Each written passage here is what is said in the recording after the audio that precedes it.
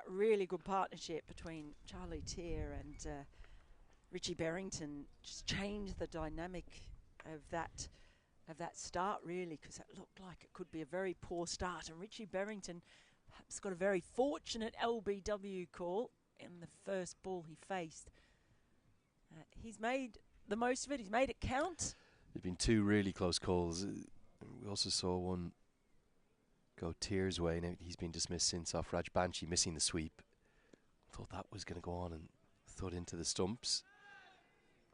But yeah, the Berrington was probably really close, wasn't it? But yet again, how many times has he come in with Scotland in a jam and led the way? He's heard you talking about him with Craig Wallace, about everything that makes him great, his longevity, his leadership, his batting ability. The days of bowling gone. I think about a year ago he was thinking he felt all right and he wanted to start bowling again. Won't be bowling in the future, Mel, I can assure you of that. Dances down the track, does Berrington. Yeah, he's got some real challenges with niggles and injuries that he carries, and he just keeps playing through them. Remarkable the commitment that he shows to Scottish cricket. 31 have been bowled, 155 for 4.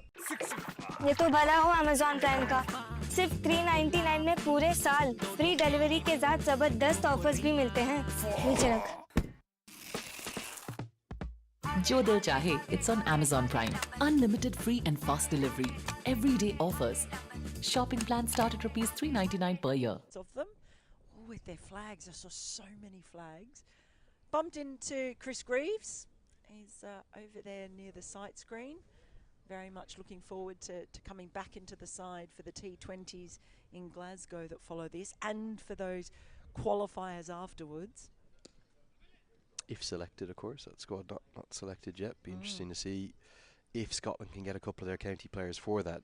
The talk is Brad Curry will be available, which would make a big difference. Yeah, and not just good Nepal fans here, great Scottish support too from the home crowd. They're mainly over in that far corner in front of the drinks tent. And yeah, plenty of reaction to that Craig Wallace interview. Nice to hear from Sean McPartlan.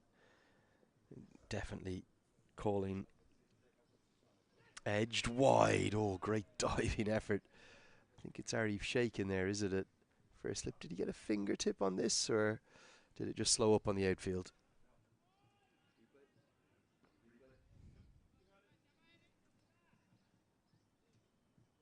He did get a fingertip. He got a good fingertip. Did get a fingertip. Harsh to call it a drop chance. Maybe 3 runs saved as much as anything, but well, it's been an all-action performance from Nepal, hasn't it? Great to see Irie finally being utilised kind of properly with the ball. He's showing his skills. I was surprised not to see him bowling in the first match. Swept and just over the head of Gulshan Jha, who's one of the taller members of this Nepal squad. Well thrown by the man in the crowd. Managed not to spill his drink. Well done, sir. I love watching Richie Berrington sweep. There's one more point I do just want to emphasise before we probably move on about Scotland women too.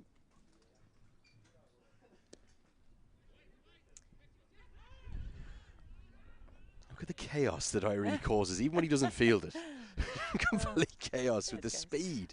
Raj Banshi can't cut off that single. Yeah, the point I want to make is that if we're trying to spread the game, trying to open up new markets, bring the associates in, the game has to find a way of rewarding really good performances and the teams that move up the rankings. Is there an edge? Yes. Irie is off, celebrating. He's got 2. Cross just tickles it through to Asif Sheikh, who takes an excellent catch. Irie on fire. Nepal fighting back. Well, Matt Cross might not be happy, but he will appreciate just how good this work was from the keeper. Just the tiniest feathers. That was really well taken. And another wicket falls. Scotland, are they getting themselves into a bit of trouble now? What an impact Dipendra Singh Irie, the tiger himself, is having on this game. called it out, didn't we, in the first two matches? Couldn't understand why he was hardly used with the ball.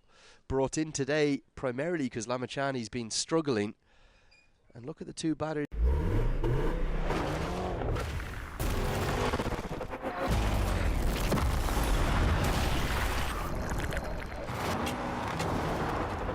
The tyres we race are the tyres you buy. MRF.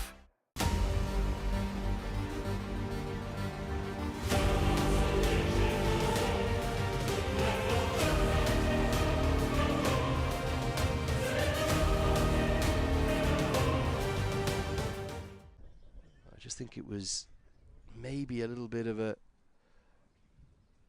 oversight from Rohit Paudel not to utilise Dipender Singh Airi, and he's bowling so nicely here in tandem with Lalit Rajbanshi. This game might be swinging towards Nepal. Michael Lease comes to the crease massively shy of runs, and so much now rests on the shoulders of Richie Berrington. Yeah, it certainly does. It's been an unusually lean period for Michael Lease, one of the most aggressive batters in the associate game. Just in general, we know how electric he can be. He keeps finding himself, I feel, coming in too early. Would have been a temptation, wouldn't there, to get Mark Watt in here? Well, we called for that as a possibility a couple of days ago, because it's a similar time that Michael Lease came to the crease, and he's someone that you feel is at his best when he's got about 10 overs remaining, but it can be so destructive. He comes in at this point in time, he's going to have to build, but he's been really short on runs, hasn't been able to buy one recently. Scotland desperately hoping that that changes today. He's playing in his home turf. This is Michael Lease's club, the Forfisher Club. Very proud Forfs man. He knows he shy runs, doesn't he?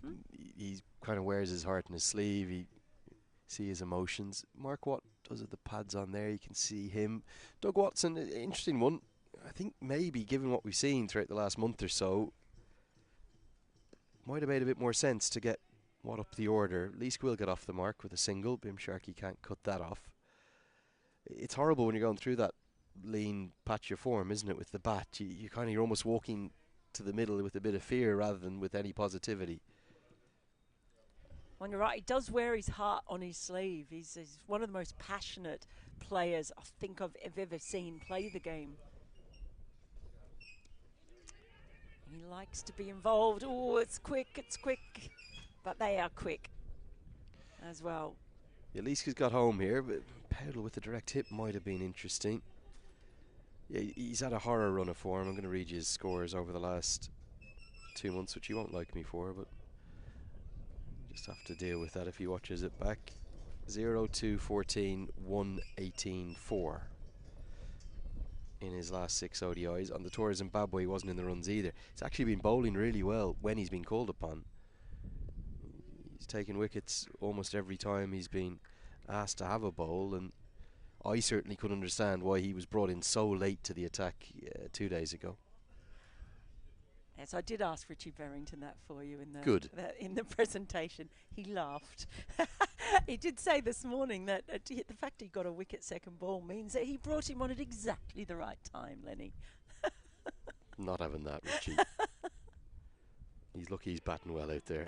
33 have been bowled, 165 for 5. We're just nudging towards that second drinks break. Nepal's over.